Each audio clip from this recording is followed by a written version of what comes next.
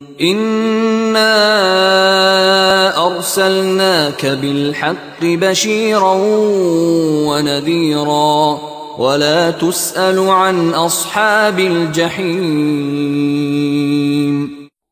انا ارسلناک بالحق بشیرا ونذیرا، اے نبی ہم نے آپ کو بھیجا ہے حق کے ساتھ بشیر اور نذیر بنا کر۔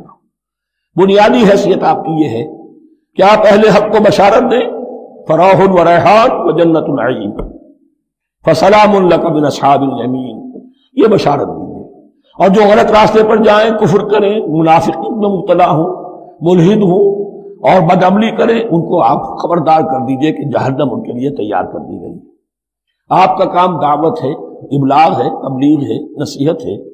وَلَا تُسْأَلُ عَنْ أَصْحَابِ الْجَحِيمِ، آپ سے سوال نہیں کیا جائے گا جہنمیوں کے بارے میں کہ محمد یہ کیوں جہنم میں پہنچ گئے، ہم نے تو بھیجا تھا، تمہارے ہوتے ہوئے یہ جہنمی کیوں ہو گئے؟ نہیں، یہ آپ کی ذمہ داری نہیں۔